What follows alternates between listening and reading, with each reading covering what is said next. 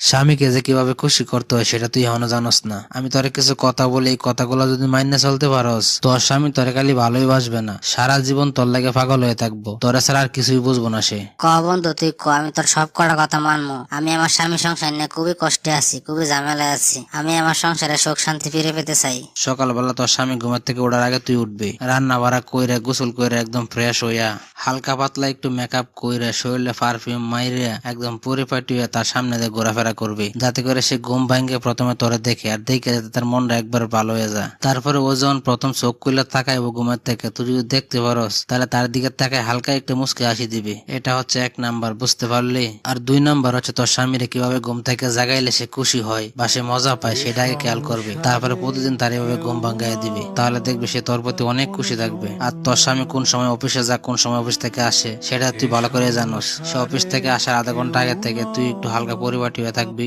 যখনই সে অফিস থেকে এসে কলিং বেলে চাপ দিবে, সঙ্গে সঙ্গে তুই দরজাটা খুলে দিবি। দরজা খোলার সময় যদি পারস তাহলে হালকা একটু মুচকি হাসিতে তার একটু জড়ায় ধরবি। দেখবি তোর এই হাসি আর জড়ায় ধরানোতে তার প্রাণ, দিল, মন সব ঠান্ডা হয়ে যাবে একবারে। অফিসে কাজ করা সারাদিনে সব ক্লান্তি ভুলে যাবো। আর একটা কথা সবসময় খেয়াল রাখবি, তুই যখনই তোর স্বামীর সাথে কথা বলবি তখনই তুই হাসি মুখে কথা বলার চেষ্টা করবি তার সাথে। এখন তোর আমি যে কথাটা বলবো এই কথাটা সবচেয়ে বেশি গুরুত্বপূর্ণ। তোর স্বামীর তুই কখনোই আঘাত দেয় কোনো কথা বলবি না। তুই যদি তোর স্বামীর আঘাত দেয় কথা বলস বা কষ্ট দেয় কথা বলস, তাহলে মনে করবি তোর সংসারে তুই নিজেই কষ্টটাকে আনলে। দেখবি তাহলে পরবর্তীতে তোর স্বামী তোর সাথে কোনো গুরুত্বপূর্ণ প্রয়োজনীয় কথা শেয়ার করবো না। দেখবি বাহিরে অন্য মানুষের লগে গিয়ে শেয়ার করছে এই কথাগুলা, কিন্তু তুই যে ঘরের বউ তোর সাথে এগুলো শেয়ার করবো না। তাই এইসব ব্যাপারগুলো একটু খেয়াল রাখবি। তোর স্বামী যদি তোর কোনো কিছু করতে বলে তাহলে সেই কাজগুলো তুই হাসি মুখে করার চেষ্টা করবি সবসময়। তোর স্বামীর দোষ, ভুল, খারাপ আচরণ ভুল করে অন্য কারোর সাথে শেয়ার করবি না, এমনকি তোর মার সাথেও না। এই ব্যাপারটা সবসময় মাথায় রাখবি। তোর স্বামীর যখন মাথা ঠান্ডা হইব, সে যখন নীরবে থাকবে, তখন তুই তারে বলবি যে আসলে তুমি এই কাজটা করছো, এটা এমনি না করে যদি এমনি করতো তাহলে ভালো হইতো। দেখবি সে বুঝবো। তোর কাছ থেকে কোনো পরামর্শ থাকলে পরামর্শ নিব।